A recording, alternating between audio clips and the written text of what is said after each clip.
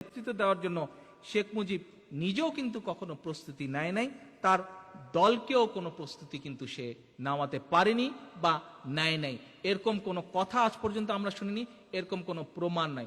বরং আমরা এখানে দাঁড়িয়ে আজ প্রমাণ করব যে আওয়ামী লীগ যে মুক্তিযুদ্ধ সময়কালীন একটি দল, কিন্তু মুক্তিযুদ্ধের পক্ষের যে দল না, সেটিও আমরা আগামী 5 মিনিটের মধ্যে ইনশাল্লাহ প্রমাণ করব দেশবাসীর সামনে ঐতিহাসিক তথ্যের ভিত্তিতে। এটি নিয়ে কিন্তু কোনো কিছু বলতে পারেনি, প্রমাণ করতে পারেনি। আওয়ামী লীগের সাবেক পরিকল্পনা মন্ত্রী এ কে খন্দকার, যাকে আওয়ামী লীগ এখন কে কে খন্দকার বলে তাচ্ছিল্য করে, এ কে খন্দকার সাম্প্রতিককালে প্রকাশিত তার ৭১-এর ভিতরে বাইরে বইতে লেখেন, নেতৃবৃন্দ সবাই খেয়াল করে দয়া করে কথাগুলো, বিশেষ করে শব্দগুলো শুনবেন, কোনো পূর্ব প্রস্তুতি ছিল না। আরো লেখেন, শেখ মুজিব ৭ই মার্চের ভাষণ শেষ করেছিলেন জয় পাকিস্তান বলে।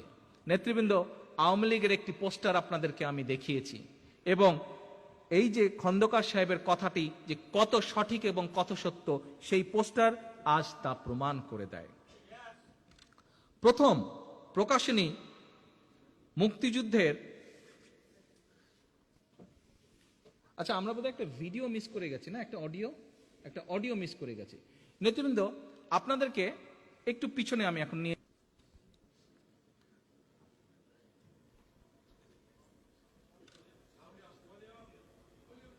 দেবে, একটু ধৈর্য ধরেন। নির্বাচনে অংশ নেয় পাকিস্তানের সংবিধান রচনার জন্য।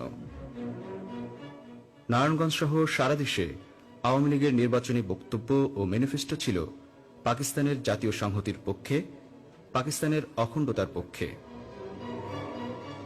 ৭০-এর নির্বাচনে আওয়ামী লীগের ম্যানিফেস্টো বা নির্বাচনী প্রচারণায় বাংলাদেশের স্বাধীনতা নিয়ে একটি শব্দ পর্যন্ত ছিল না। উল্টো শেখ মুজিব রেডিওতে দেয়া নির্বাচনী বক্তব্যে পাকিস্তান জিন্দাবাদ বলে তার বক্তব্য শেষ করেছিলেন।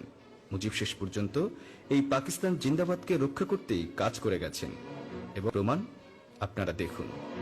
প্রথমেই আমরা শুনে নেই রেডিও পাকিস্তানে দেয়া শেখ মুজিবের ভাষণটির কিছু অংশ।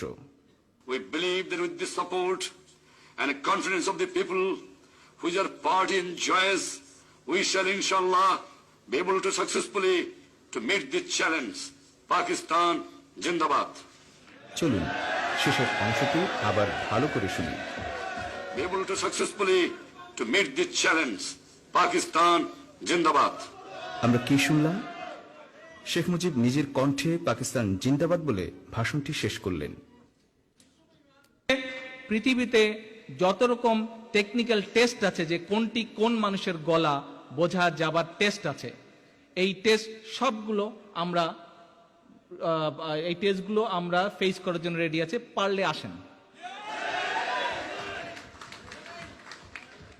ওকে, এবার আমরা আসেন দেখি খন্দকার সাহেব আরো কি কি বলেছিলেন ওনার বইয়ে।